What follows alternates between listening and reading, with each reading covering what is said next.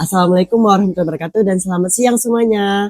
Hari ini saya melakukan wawancara kepada seseorang yang memahami tentang dunia komputer dan teknologi. Saksikan terus ya keseruan kami.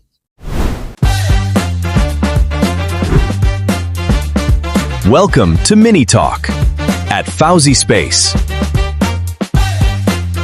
Oke Bang, izin sebelumnya perkenalkan nama saya Artina, saya dari kelas 11 1. Saya merupakan siswa SMA Negeri 1 Perbongan.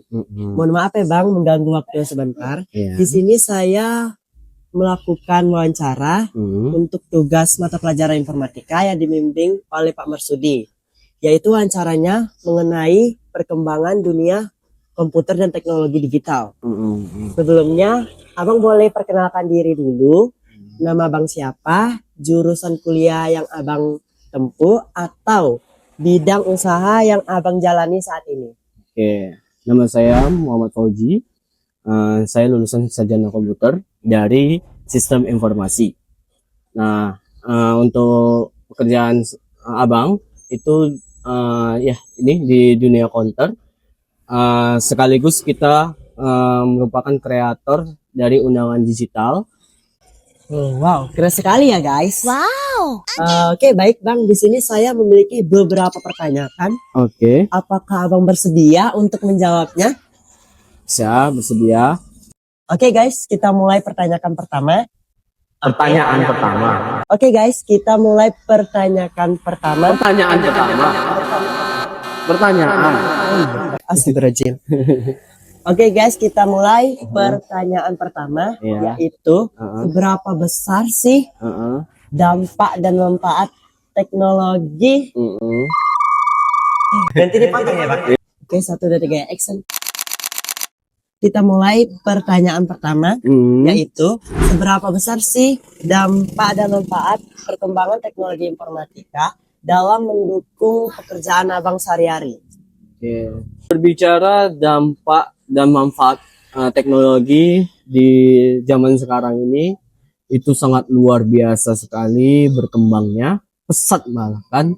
Jadi ini di counter Abang ini itu karena adanya smartphone, teknologi sekarang yang kita bisa mudah dalam beraktivitas sehari-hari, termasuk transaksi si pulsa, transaksi si kuota internet. Nah, kuota internet juga berdampak ya dari smartphone ini. Karena apa? Karena dulunya kita cuma mengandalkan SMS ya. SMS siapa ini bang? Cuman SMS yang via pulsa itu ya. Nah, adanya internet ini semua jadi lebih gampang, dan kalian semua yang SMS tidak perlu lagi SMS singkat ya, karena untuk mengirit biaya tadi. Nah, itu kita memanfaatkan biaya per SMS-nya itu dulu sangat lumayan mahal ya.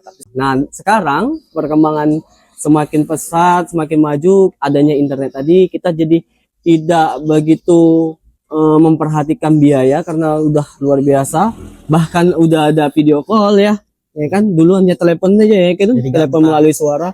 Nah, sekarang kita bisa temu kangen dengan sanak saudara ya dalam kehidupan sehari-hari. Jadi kita bisa berkomunikasi secara virtual melalui smartphone gitu kan. Jadi sangat mempengaruhi di dunia sekarang, apalagi di zaman milenial. Anak Gen Z itu luar biasa sekali antusiasnya dalam menerapkan teknologi yang semakin maju ini gitu.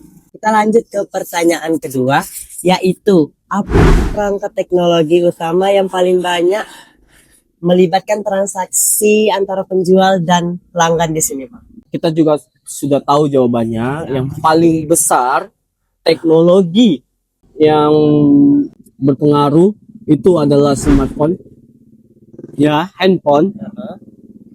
Selain handphone juga ada laptop atau tablet kalau kita bisa bilang. Nah, di smartphone ini semua orang sudah punya ya. Lagi smartphone yang sekarang ini dibandingkan dulu itu jauh sangat berkembangnya. Apalagi di zaman sekarang ya udah virtual, serba digital. ya serba digital, aktivitas kita sehari-hari juga udah serba digital. Jadi sangat mempengaruhi, apalagi di bisnis konter seperti ini. Di bisnis undangan digital abang juga kan, makanya ada undangan digital juga, undangan online, itu karena adanya smartphone. Semua orang pakai smartphone, jadi lebih praktis, efisien, dan hemat biaya gitu. Oke guys, kita lanjut ke pertanyaan selanjutnya, yaitu menurut abang kan ini AI berkembang pesat nih, pasti tentunya ada dampak negatif dan positifnya. Menurut abang dampak negatifnya apa dan positifnya? AI ini dampak negatif dan dampak positifnya pasti ada, tergantung sudut pandang kita, cara menggunakannya bagaimana. Ya, bisa jadi kita dengan adanya AI ini kita bicara dampak negatifnya dulu. Kayak baru-baru ini terjadi penipuan, lihat di konten abang juga, karena dia gini sistem penipuannya itu, dia mengedit seolah-olah itu benar-benar suara artis. Assalamualaikum, saya Raffi Ahmad. Selamat Bapak Ibu. Raffi Ahmad, bro. Uang tunai 50 juta jika bersedia untuk menerima hadiahnya. Silakan dilengkapi data diri Anda. Aduh, kayak suara Raffi Ahmad, suara menirukan lah. Itu kan menggunakan AI ya, ya, teknologi zaman sekarang. Nah, itu kan bisa dibuat jadi buruk ya, menipu orang, merugikan orang lain gitu ya.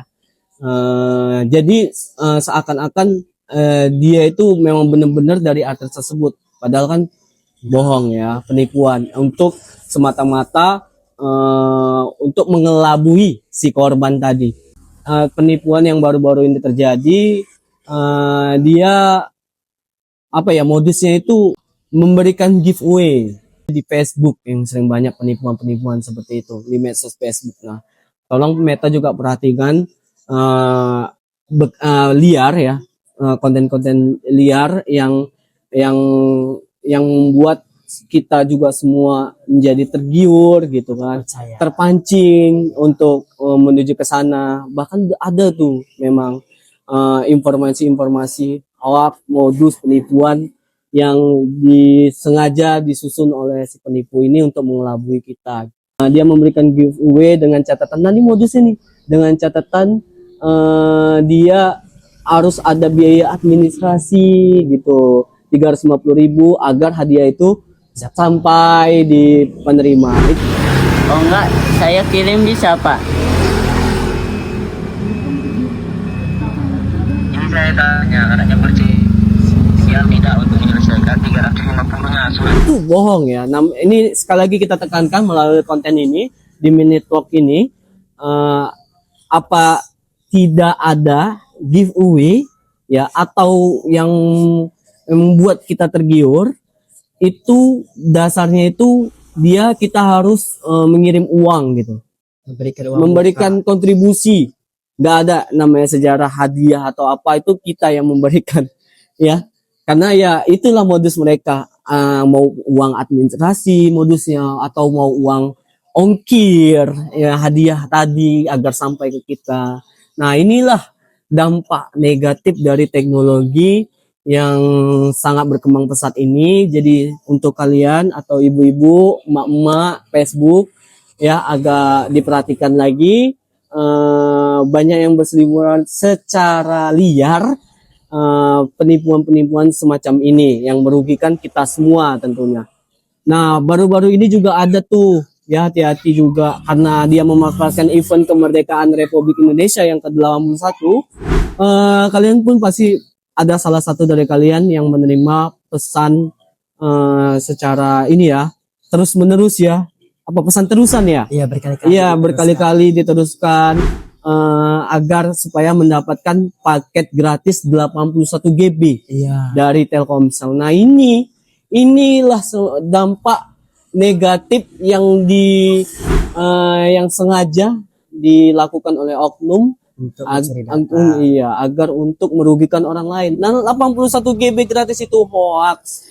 Dia itu modusnya ini mengambil informasi pribadi kita seperti nomor handphone, nick, ya, alamat. Itu agar apa? Data-data itu yang dirangkum. Nah, kita klik aja tuh link yang kalian teruskan itu secara nggak langsung kepada sanak saudara, kepada keluarga atau grup WA keluarga.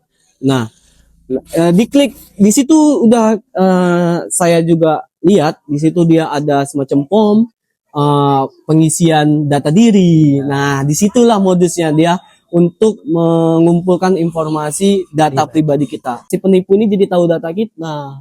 Nah, dijual, ya dimanfaatkan untuk hal-hal yang negatif. Ya data pribadi kita ya namanya data pribadi itu sangat bermanfaat dan berguna bagi yang mencuri data kita itu tadi. Nah, itu tadi. Makanya banyak sekali yang tahu nomor itu dengan siapa pemiliknya. Itu banyak penipuan kan yang panggilan telepon kan. Lu kok bisa tahu nama kita? Nah, dari data-data itu tadi yang dirangkum dijual lah sama si penipu nih tadi. Nah, orang itu saling berkaitan. Bisa jadi seperti itu. Nah, satu lagi nih yang kurang. Kalau berbicara dengan dampak negatif tadi, ya, itu yang sangat sekarang banyak kali familiar sekali di dalam masyarakat, di aktivitas masyarakat sekarang ini adalah judi online. Yes. Udah tahu pasti. Iya, kan memanfaatkan teknologi kayak handphone ini kan udah memang banyak sekali berseliweran. Semua orang punya handphone, ya. Cuma memanfaatkan ini kayaknya kurang bijak kalau digunakan untuk judi. Kenapa? Karena resikonya sangat besar dan sangat banyak ya. Salah satunya ekonomi yang terdampak ya. Ekonomi keluarga jadi terimbas gara-gara adanya judi ini.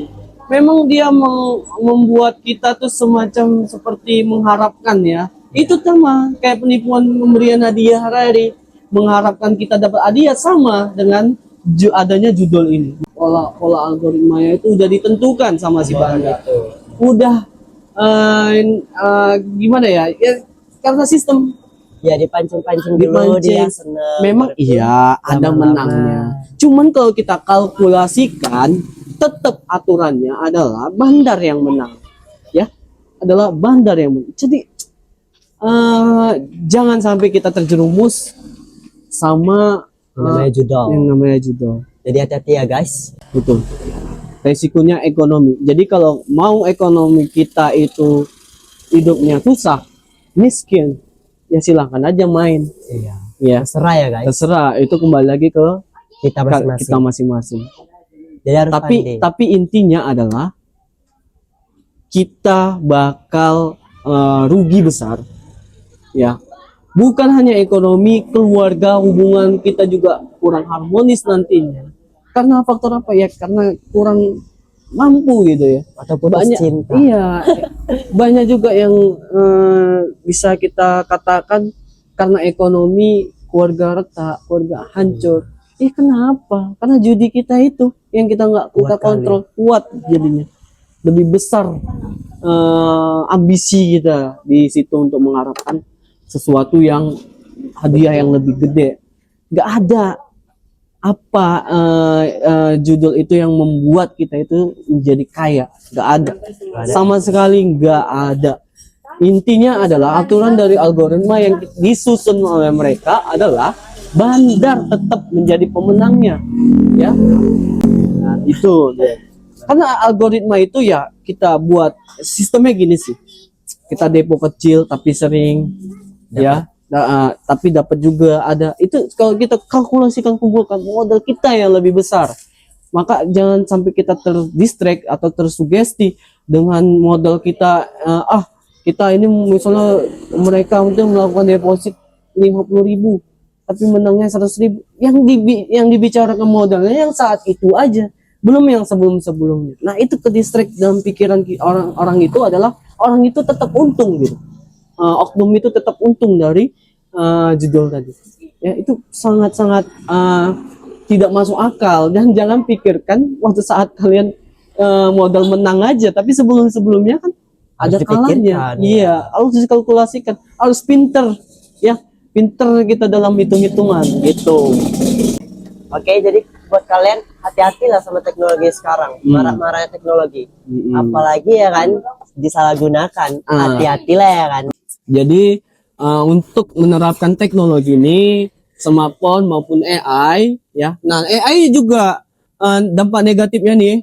Dan ini dampak positifnya, kita bisa buat iklan, kita bisa memasarkan produk kita dari AI, mempermudah kita buat video, buat konten edukasi ya di AI ini. Nah, dampak buruknya juga oknum-oknum ini dia memanfaatkan teknologi AI itu membuat video-video pornografi yang agar kita juga bisa, dampaknya pasti sangat mempengaruhi generasi muda, apalagi anak-anak di bawah umur gitu.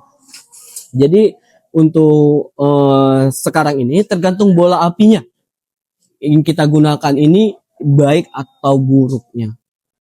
Jadi memang ya, kalau kita gelutin teknologi ini memang banyak sekali dampak negatif maupun dampak positifnya. Kita lanjut ke soal keempat, yaitu apa contoh nyata kebiasaan lama masyarakat yang mulai hilang sejak kehadiran smartphone modern?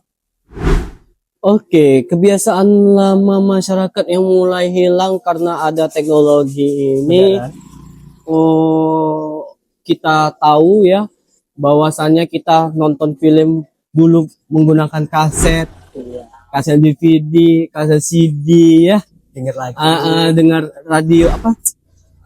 Radio itu kan ada kasetnya tuh ya. Nah, itu juga udah mulai punah kebiasaan kita. Nah, dulu dan sekarang ini karena smartphone semakin banyak banget, banyak canggih teknologi dan fitur-fitur terbarunya udah mulai keluar. Baca koran ya, baca koran di aktivitas yang dulu udah mulai hilang.